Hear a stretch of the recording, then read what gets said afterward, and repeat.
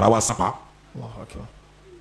ara segin ara sanpa ọ̀rọ̀ sábàbù nùzúlì àyà yìí nù huwa alladhi yurikumul barqa. huwa alladhi yurikumul barqa khawfan wa tama'an wa yunshi'u as-sahaba as-siqal. wọ́n ń sọ fún pé nìkan jẹ́ Allah òun bẹ́ẹ̀ kọ́ sẹ́ni tí ń jẹ́ Allah ní ọlọ́run kò wá sẹ́ni kankan tí dúró ti yàn lẹ́yìn ọlọ́run kò dúró ti wá o ọlọ́run kò dúró ti wá o ọlọ́run kò dúró ti wá huwa alladhi yurikumul barqa àti tún kọjá náà. yurikumul barqa khawfan wa tama'an wa yunshi'u as-sahaba as-siqal. mo ti sọ sábàbù nùzúlì àyà yìí mo ti sọ fún yín ṣé rántí abẹ́ rántí sábàbù nùzúlì àyà yìí mo ti sọ. Ànábì gbé àwọn sàhábà dìde sallallahu alayhi wa sallam. ó ní kí a máa lọ sí ìlú kan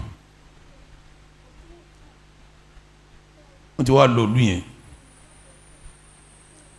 sẹ́mi pé kò sí íńtánẹ́ẹ̀tì ń gbà wọn kò sí fóònù kò sí communication wọ́n ti lọ wọ́n ti àmàrí ti pé wọ́n ṣe kínní wọ́n padà dé náà ni àwọn yẹn ti lọ wọ́n kàn díjọ́ kan Ànábì jókòó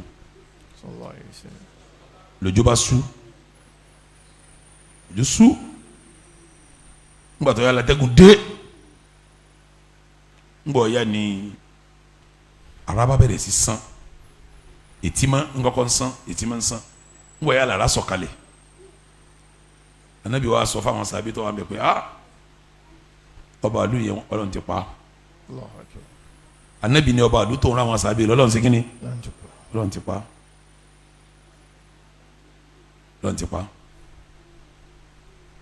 àwọn sábẹ́ náà wọ́n retí àbọ̀ àwọn tí wọ́n lọ bàtà àwọn yóò di bá ní ya Rasulullah Ọlọ́run dára o Ànábì ní gẹ́lọ́n sí nígbà táwọn adéwájú ọba wọn àwọn jíjẹ́ pé báyìí báyìí báyìí báyìí báyìí báyìí ọ wá sọ fún àwọn pé kò sí ti ń jọlọ kò sí ti ń jọlọ kí ẹni kàmi kò sí ti ń jẹ bẹ́ẹ̀ àwọn wa bẹ̀rẹ̀ sí fà á ọwọ́ ní bọ́lá òun bá wà kọ́pọ̀ àwọn bóun ti wà yìí ara wa sápá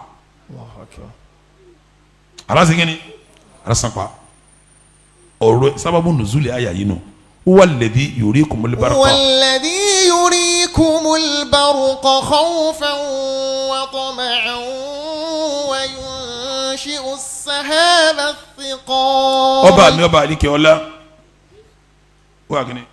والذي يريكم البرق خوفا òun ni ó jẹ́rìí bójú bá fẹ́ rọ̀ tójú bá fẹ́ rọ̀ Ọlọ́run ni ó fi bárkù ètí máa òjò hàn yín tó bá ti di pé lẹ́ẹ̀ bá ti ń sú tètè máa ń ṣe kàràkàrà kí la àmàkójò fẹ́ rọ̀ nù abẹ́ kọ́ ni sẹ́yìn kó àmàkójò fẹ́ rọ̀ nù ni Ọlọ́run ní bójú bá fẹ́ rọ̀ báwọn tètè máa ń sán báwọn ẹ̀yin èèyàn wà pín sí méjì ẹ̀yin tójú fẹ́ rọ̀ lọ́dọ̀ yín mélòó mọ́lẹ́ pín sí méjì àwọn kan bẹ nù yín tí ó wà nínú bẹ̀rù àwọn kan bẹ nù yín tọkàn tínú rẹ̀ ọmọ dùn pé àkójọ yìí tètè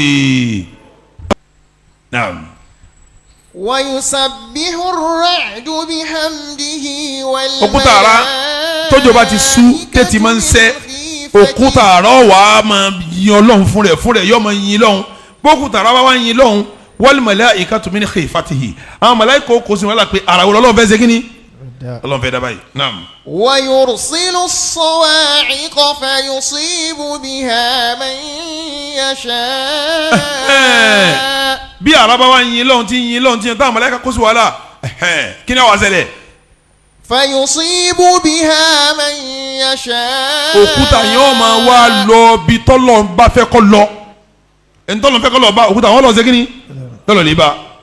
وهم يجادلون في الله وهو شديد المحال. ẹni tó kúta yẹn lọ bá yẹn lásìkò tó kúta yẹn sọ̀kalẹ̀ ń tọ́lọ̀ ní kọ́ lọ bá ẹni yẹn ẹni tọ́lọ̀ bá òun lásìkò tí ẹ̀kúta ara lọ bá òun وهم àwọn tó wà ń bẹ̀ yujadiluna fillah wọ́n ń sọ fún pé nìkan jẹ́ Allah òun bẹ́ẹ̀ kọ́ sẹ́ni tí ń jẹ́ Allah òun lọ́wọ́ bẹ̀rẹ̀ bí Allah bá wà kó ní kókòtò ara pa àwọn òjò ayé òkúta ara yìí ṣe kí ni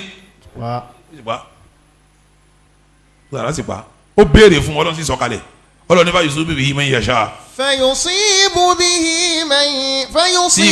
بها من يشاء. ẹni tọ́lọ̀ ń bá fẹ́ kó òkúta àwọn bá lásìkò òkúta òun lọ bá ọba tí wọ́n ń bá sọ̀rọ̀ tó yarí pé àníṣe sọ fọlọ́hún òun gẹ̀ẹ́sẹ́sẹ́ kó ní kí àrọ́ sánpà àwọn bóun ti jòkó yìí sẹ́ǹkọ́kàn rẹ̀ balẹ̀ pàrọ̀ òlé ṣe kí ni ọ̀rọ̀ òlé sán àràbà sán wàhùn yujadiluna fillah. lásìkò táwọn sàábé ń bá sọ̀rọ̀ kó ṣe tọ́lọ́run lọ́wọ́ wọ́n ń bá sọ̀rọ̀ tọ́lọ́run lọ́wọ́ ìgbà wọn náà tó béèrè àrá sánpà.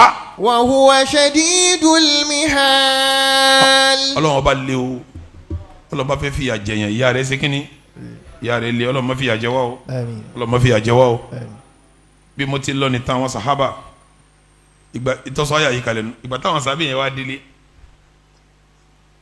nígbà tí wọ́n dé sí inú àwọn